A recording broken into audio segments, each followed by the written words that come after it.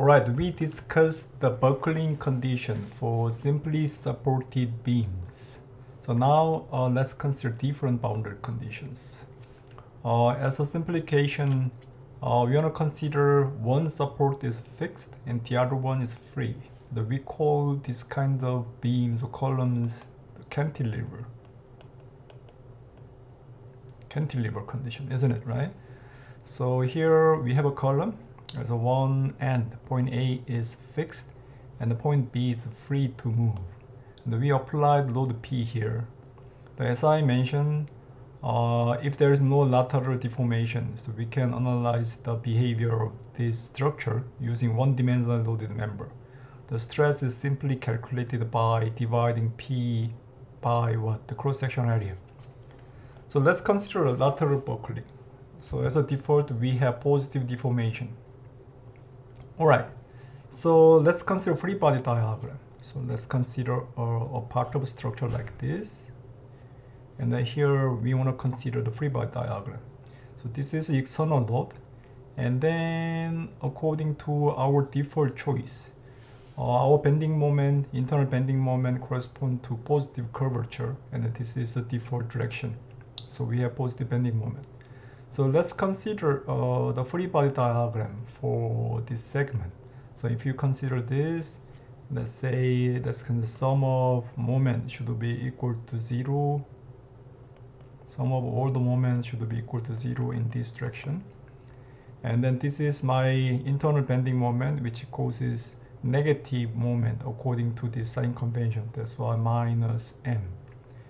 And then the moment caused by the external load, which produces positive moment, the plus P. And then how do you calculate the arm length? The arm length is delta. Delta is the maximum lateral displacement measured at point B, the minus the current lateral displacement V should be equal to 0.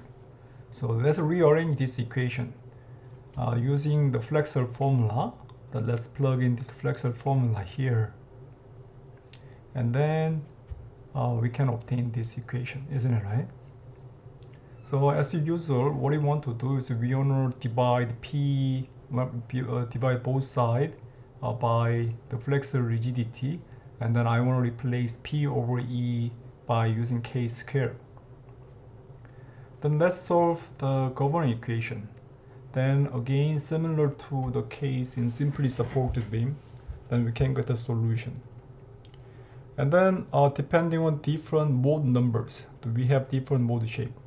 So in the case of this cantilever column, the mode 1 deformation corresponds to this deformation shape, and the mode 2 has this deformation shape, and this is mode 3 and mode 5. Okay.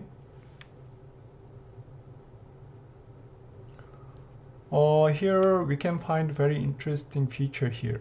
So last time, in the case of simply supported beam, the critical load was what? Okay, let's check.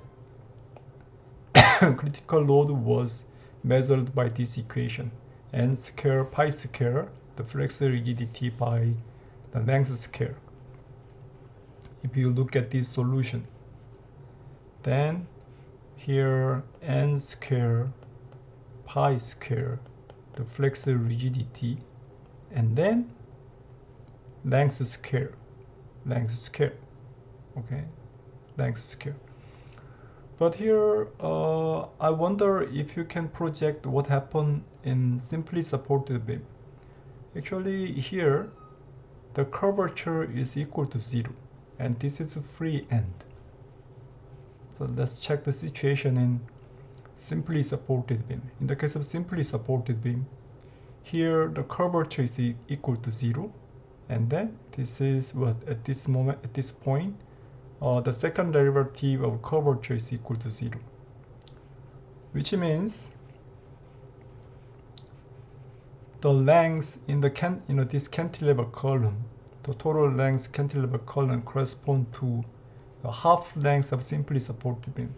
Actually, if you consider an analogy to the simply supported beam, that corresponds to 2 times of the length of this cantilever column. So let's plug in 2L here in this equation. If you put 2L, then because we have square, that becomes 4 times L square. So this is exactly what we have in this equation. Okay, here is an analogy. So we can consider analogy compared to simply supported beam. And this length is called effective length. So we want to compare what happened in the deformation during the buckling compared to the simply supported beam. This is called effective length. And here the K is called effective length factor.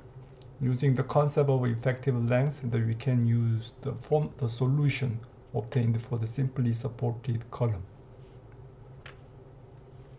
And then let's consider other support.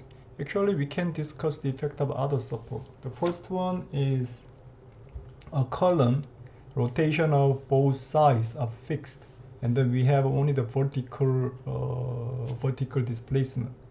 So because of this because of the fixed end condition, there is no movement, top and bottom. And then here in the middle part we must have inflection point, and then this is what? This is kind of the symmetry point, and then here the curvature is equal to 0. And then we can easily recognize that because of this nature, and then our effective length is only the half of the original length. So let's plug in the half of original length, then we can obtain the critical the load is 4 times greater than the reference problem, which is a simply supported column. And then also we can consider the one end is fixed, the other end is roller supported. Also here, we can measure the distance between the end point and a point where, you know, the inflection point where the second derivative of curvature is equal to 0. The inflection point in 우리말 it is called 변곡점. And also if you plug in the relation between this effective length and the reference length, then we can estimate the critical load using the solution for the simply supported column. Also here is a table for different support conditions. Again, similar to the stress intensity factor, so we can refer to design handbook where we can find effective lengths for various support conditions, and then also the length coefficient here.